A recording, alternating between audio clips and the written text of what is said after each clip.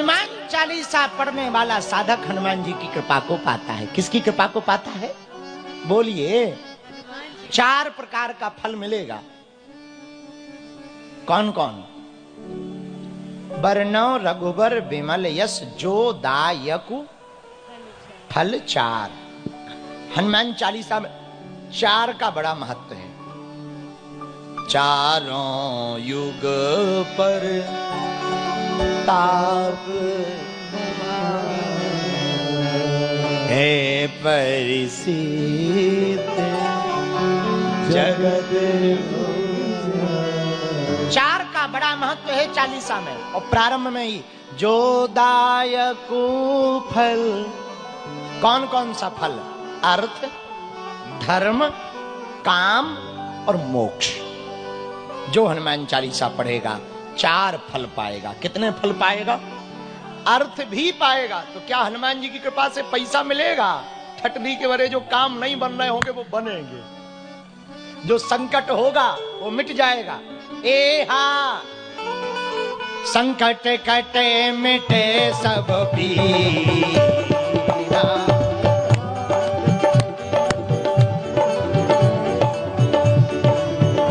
ए हा संकट कटे मिटे सब पीरा।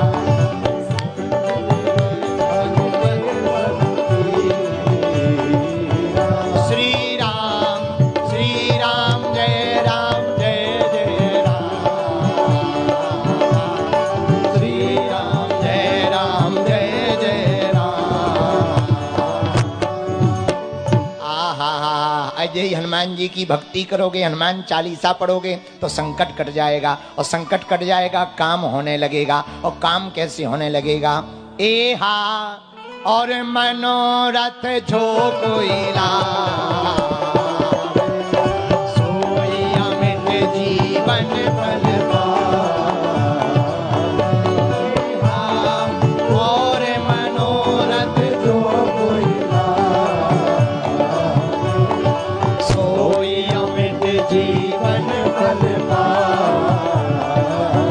श्री राम जय राम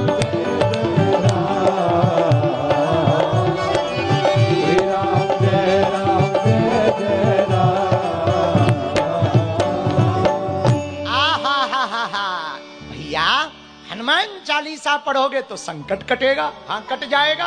क्यों? कौन सो संकट मोरे गरीब को जो तुमसे नहीं बेगी हरो हनुमान महाप्रभु, जो कछु संकट होए हमारो, को नहीं जानत हनुमान जी का नाम संकट मोचन है। तो हनुमान जी की भक्ति करोगे तो क्या होगा भैया? खूब जय जय होगी। अर्थ मिलेगा। अर्थ कौन सा? रुपया 2 प्रकार का होता है। गर्मी 2 प्रकार की होती है। कितने प्रकार की? एक मौसम की, एक रुपयों की। 2 प्रकार की गर्मी होती है।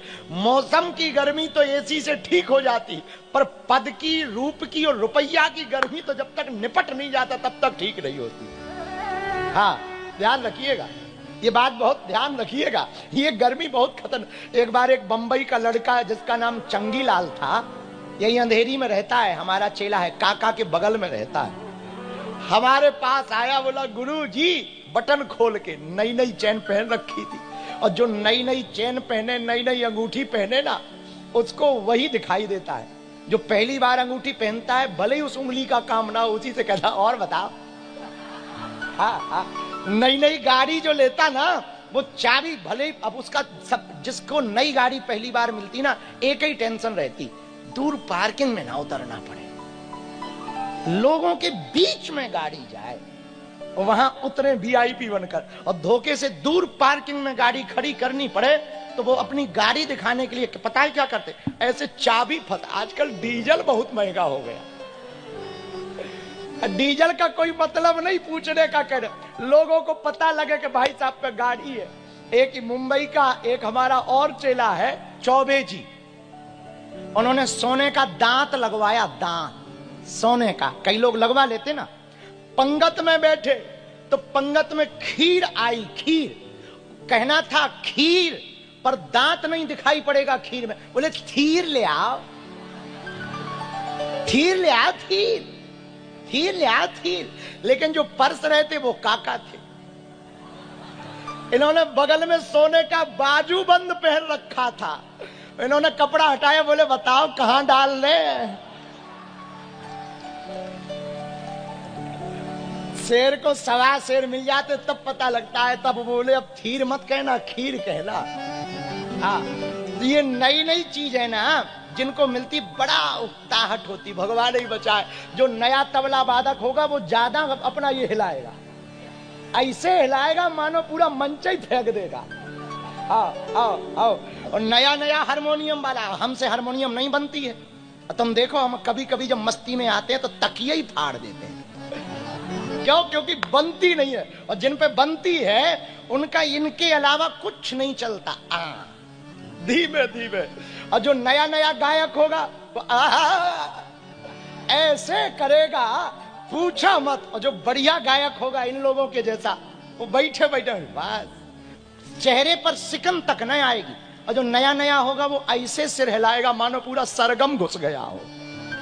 हाँ, ये बहुत विचित्र, ये समझना बहुत बहुत बड़ी बात है। जो 100 पाठ प्रतिदिन हनुमान चालीसा के पढ़ेगा, 40 दिन तक अनुष्ठानात्मक संकल्प लेकर के, ब्रह्मचर्य का पालन करके, भूमि पर शयन करके, करपात्री बनकर, स्वपोषी बनकर, अपने हाथ से भोजन बना करके, पा करके हनुमान चालीसा का अनुष्ठान करेगा, 40 दिन में यह हनुमान चालीसा उसको सिद्ध होगी, हनुमान जी की विशेष कृपा होगी। इतना अभूतपूर्व अचूक मंत्र है कली काल में।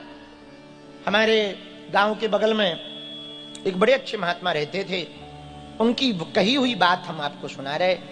भैया वो कह करते थे कि हमको तो हनुमान चालीसा से ही हनुमान जी मिले, ऐसी बात बोलते थे।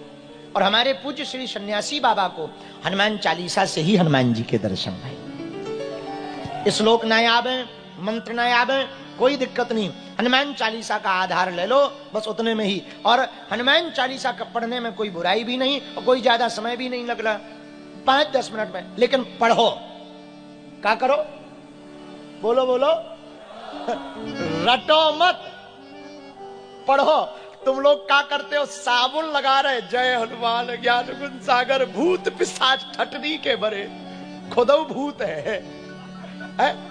बताओ, नहा रहे और हनुमान चालीसा लगा रहे। अरे भैया वो पढ़ना नहीं है, रटना है।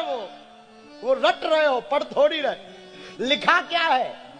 जो यह, क्या लिखा? बोलो बोलो, जो यह पढ़े, जो पढ़ेगा, रटेगा नहीं लिखा। और कुछ माताएं हमसे पूछती, महाराज हम हनुमान चालीसा पढ़ ले। अरे मैया, ए जगत जननी त्रिपुर सुंदरी माता, ए मैया, अरे हनुमान चालीसा में ही लिखा जो यह पढ़े, ये नहीं लिखा कि जो पुरुष पढ़े। केवल पुरुषों के लिए होता तो क्या लिखते? जो पुरुष पढ़े। लेकिन लिखा क्या? बोलो बोलो बोलो, जो यह पढ़े, नाग गंधर्व किन्नर, हम तो कहते ऊ वाले भी पढ़े। हाँ, वो भी पढ़े, क्या बुराई है? क्या बुराई है? भारत में रहने वाला प्रत्येक व्यक्ति हिंदू है। हाँ, जो भारत में जन्म लेगा वो हिंदू कहलाएगा।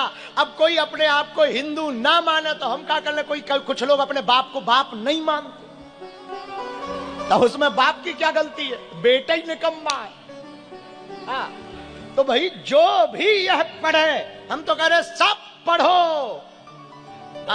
हनुमान चालीसा पढ़ोगे तो सुधरे रहोगे, बढ़िया रहोगे बेटा। वरना एक बात पक्की मान लो, ऐसे भूत चिपकेंगे, ऐसे भूत चिपकेंगे कि बाबरी बाबरी सब भूल जाओगे तुम। हमको कुछ लोग, अभी हम पीछे पत्रकार वार्ता में प्रेस कॉन्फ्रेंस कर रहे थे, तो हमसे पूछे कि बंगाल में बाबरी बन रही है, हम कहा देखो भैया, कोई भी मजहब का आदमी अपने पूजा का स्थान बना सकता, पर बाबरी के नाम से नहीं बना सकता है। बोले वरना? हम कहा वरना सीधी सी बात है, 1992 याद करो। तो बोले ये सारा क्या है? हम कहा कुछ नहीं, दोहराया जाएगा बेटा। और जिस दिन उन्होंने नींव रखी बाबरी की, तो वैसे तो हमें बंगाल नहीं जाना था, हम 2 दिन बाद गए और एक साथ 5 लाख लोगों ने गीता पाठ किया कोलकाता में। इसीलिए हम गए कि बेटा बाबरी बनेगी तो बाबा आएगा। हाँ हाँ, सावधान, हाँ, नहीं तो ठटरी बारी जाएगी।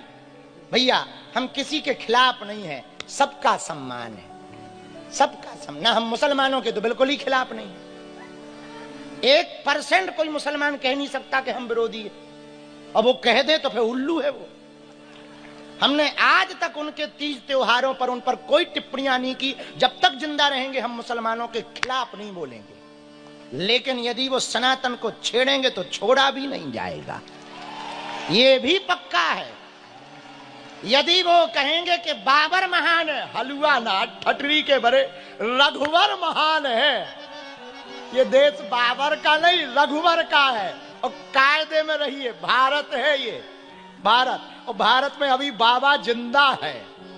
हाँ हाँ, खैर छोड़ो, अपनी बात पे वापस आओ। तुम लोग ना कहीं के कहीं ले जाते हो बेफिजूल।